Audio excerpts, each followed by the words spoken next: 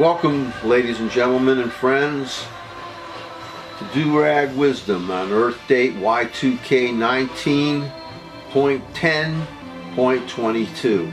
And today we're listening in the background to Marcello Francisi and Lisa Gerard, formerly of Dead Can Dance. And the name of this album is Departum. By the way, Lisa Gerard did some stuff for the movie Gladiator. Folks, Trump saying that he is being lynched. The most disgusting, this is the most really disgusting, right? You all know it's a racist distraction. Because this creep, he knows that he's on his way out. He's a KKK spawn. His father was a KKK supporting maggot. In any event, it's a distraction. That's what he wants us to talk about right now. Let me talk about it. I'm not one of the major news outlets. Let me talk about it in my own way.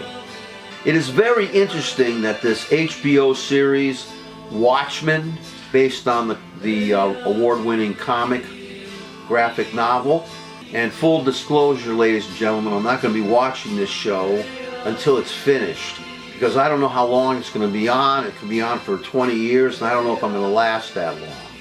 So if I'm still around after it's on for whatever length of time, then I'm going to watch it. Because, interestingly enough, its starting off point is a very true, very horrific, very evil event that happened in U.S. history, the Tulsa race riots, and the Greenwood massacre, decimation. Greenwood was in Tulsa, Oklahoma. The Black Wall Street. That true historic event is a starting point of this superhero series, this continuing series on HBO called Watchmen. It's a reimagining of the comic book, or I should say again, the graphic novel. Regina King plays a superhero on this show, and I was wondering, are they going to actually make a real movie, a dramatic epic motion picture like they did with Rosewood, directed by John Singleton, this event, the race riot in Tulsa, the decimation of Greenwood, and lo and behold, I was reading that Regina King is going to either be producing or directing, whatever, a real movie, a dramatic reenactment of this horrific event. And nobody should forget this, ladies and gentlemen. Nobody. Look who we put in office.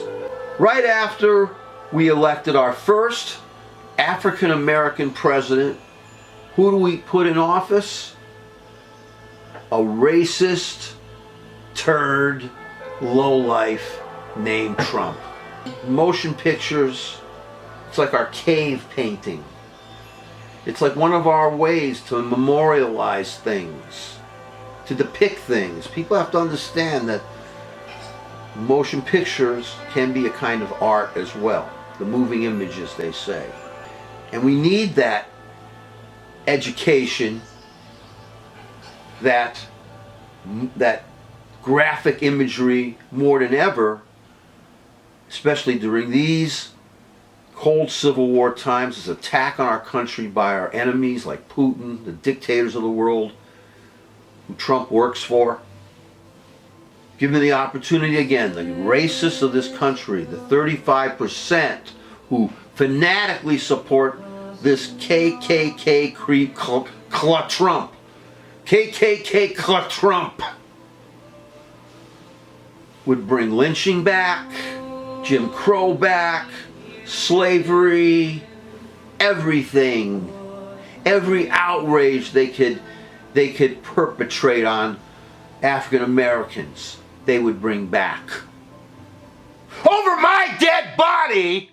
I remember this Twilight Zone episode, which starred one of my favorite actors, Dean Stockwell. He was the boy with the green hair, believe it or not, and he was in Married to the Mob. And in this Twilight Zone episode, he's first an American lieutenant commanding an outfit, and they have these Japanese